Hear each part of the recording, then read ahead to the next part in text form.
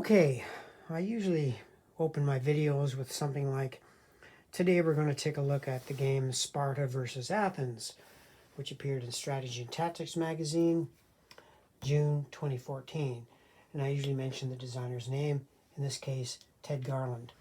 But I'm not going to begin the video that way, because we're not really going to take a look at this game.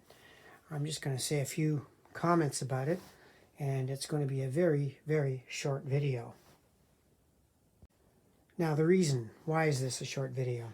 Well, in short, cutting to the chase, the game, as I've come to learn in a lot of the Decision Games products, which are magazine game, the game is a train wreck. It's just a mess. And I'll explain why briefly, what I've discovered about the game, and a little bit about why I bought the game in the first place.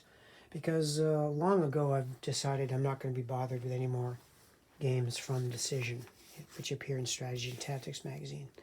The magazine itself is always very good. It's well done, illustrated. They often have great maps in it, but the games that come in the magazine, for all intents and purposes, are often just completely thrown away. There's so many errata with them. They're incomplete. They're just not developed. But I'll get to that in a second. Now, for the Peloponnesian War, you can't go wrong by reading the book by Donald Kagan, which originally was a multi-volume set, but there's this condensed version which is pretty good. And any of the books by Victor Davis Hanson are quite good too. He's got one I'm reading now, which is about how the Spartans and the Athenians fought the war. Not a formal history of the war, but I'm finding the book to be very good. So I am interested in the Peloponnesian War, and that is the reason why I decided to take a chance on Sparta versus Athens. I should have known better. I've been burned in the past with decision games, and this one was no different. Okay, so what's the problem with this game? Well, okay, you get the rules, which are about 16 pages long. Okay, and I had a devil of a time setting it up. I read all the rules.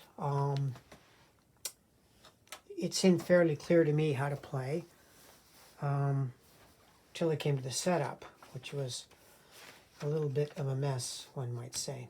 So I decided to go onto Board Game Geek, Consim World, see what everybody was saying about this game, because it is 2014. I mean, that's 6-7 years ago, so surely there would be comments on it, and sure enough there were. A lot of them not very favorable, too. I found out that there's a lot of errors in the game. Counters, rules, and even the map. So, 3 strikes out of 3, you're out. I mean, all games have some errata, that's fine. But I find the decision games are just so errata-filled, it's almost impossible. But I found online a second set of rules by the designer, Ted Garland. He did this on his own. He did a completely new set of rules. He calls it version 1.2, I believe. And I read through them. And the curious thing is that the original rules, as I mentioned, were 16 pages, and yet the rules that Ted put online, free for everybody, is like 34 pages. It's nearly double the thickness. Tons of text in red, blue, and green to show the changes he made. In other words, it's an entirely new game, or you might say it's the fix-up kit for this game. So I haven't played with those rules, nor have I played with this set of rules, which is incomplete, which means I haven't played the game at all. There is errata on the counters, as the designer mentions. He says that all the counters that have nothing on the back are really meant to have the lowest number below the front number. So the counters are screwed up. I later found out that the prestige adjustment table, which is absolutely critical to the game, this is messed up. And Ted puts those in the new rules. So,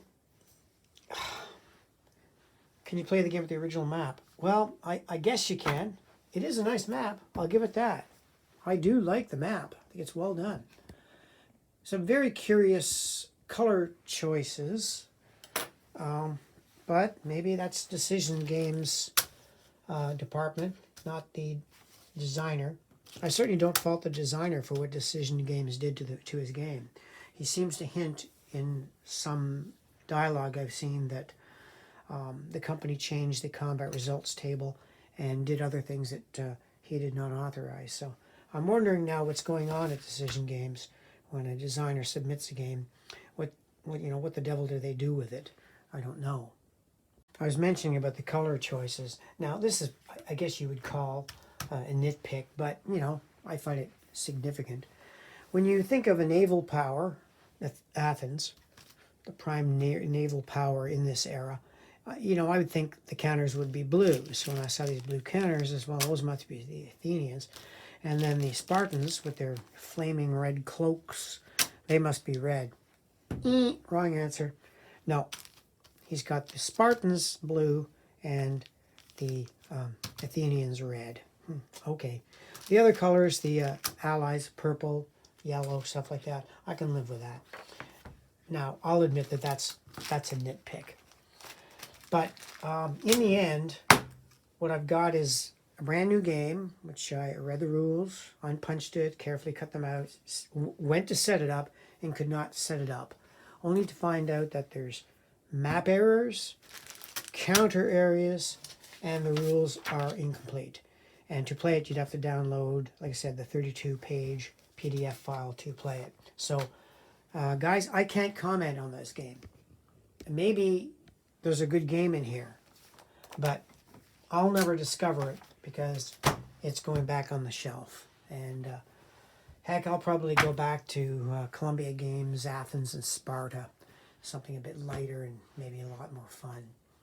And some of you may suggest other Peloponnesian War games. I have tried them. Mark Herman's Peloponnesian War. It was not really my cup of tea because it was designed as a solitaire game.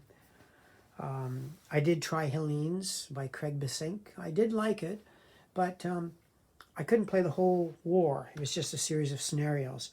So that's why I bought this one, and why I thought it might be the one.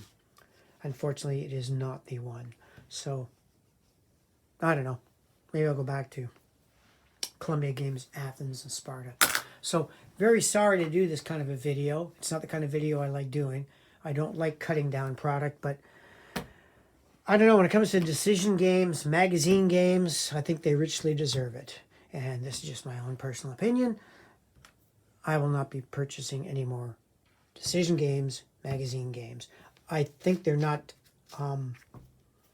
capable of doing complete games. I was thinking at one time of getting their 3rd edition of Imperium Romanum, a game I kind of liked. I had edition 1, I had edition 2, and when Decision Games did edition 3, I said, well, I've got to have that, upgraded counters, all that kind of stuff. But I was very worried when I found out that Decision Games was the company doing it. Well, sure enough, it was released. I don't know how well it did, but what came with the release? Yeah, 2-3 pages of errata. So I go, yeah. Anyway, this is the straw that broke the camel's back. So sorry to be so negative, and like I said, this video will be short. Thank you for watching.